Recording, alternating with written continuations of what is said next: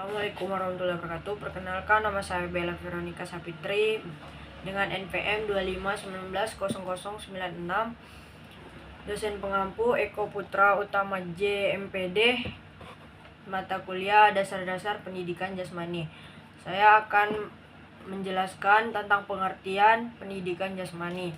Demikian definisi pendidikan jasmani adalah pendidikan melalui aktivitas jasmani atau gerak dengan berpartisipasi melalui aktivitas fisik.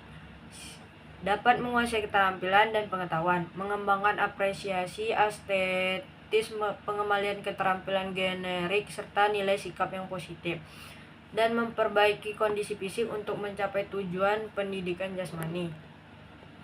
Pendidikan jasmani merupakan media untuk mendorong perkembangan keterampilan motorik, kemampuan fisik, dan pengetahuan.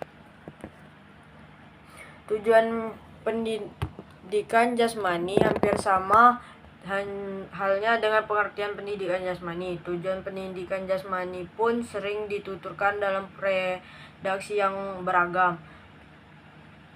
Oleh karena itu, tujuan yang ingin dicapai melalui pendidikan jasmani pun mencakup pengembangan individu secara menyeluruh.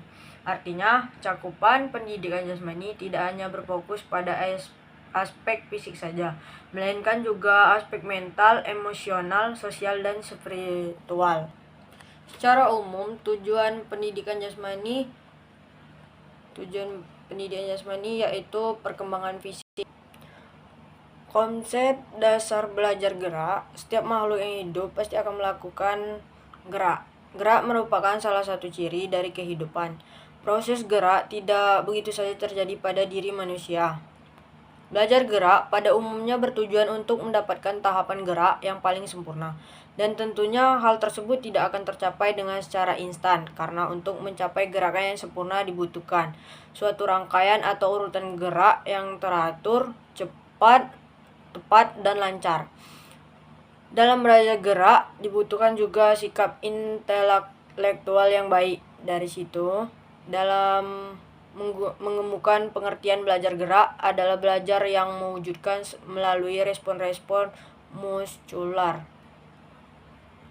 Tahapan gerak. Semua jenis keterampilan gerak yang dapat tentunya akan melalui beberapa tahapan tertentu, sehingga gerak tersebut menjadi gerak yang sudah dapat dilakukan secara otomatis.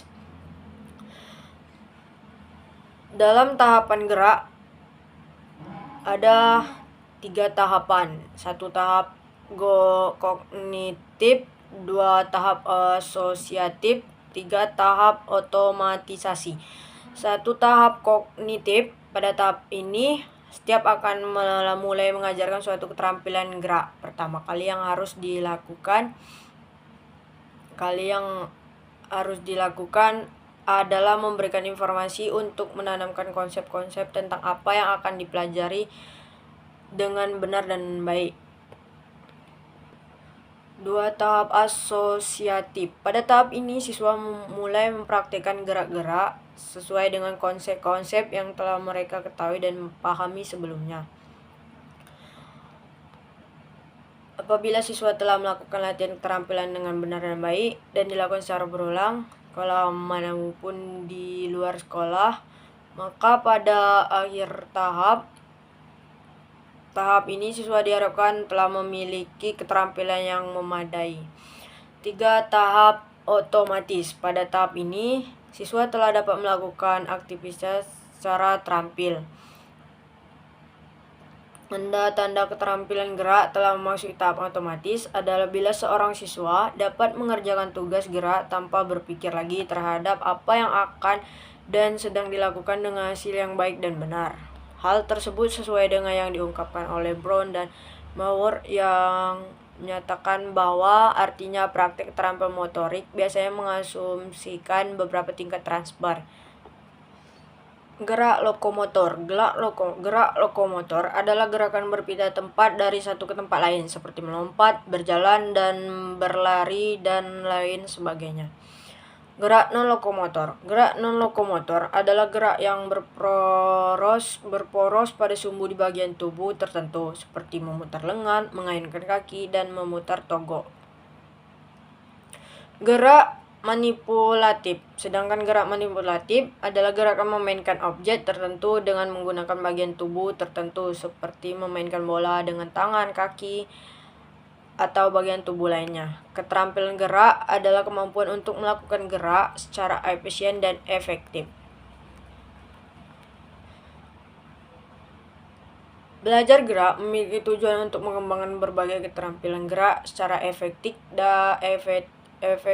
dan efisien.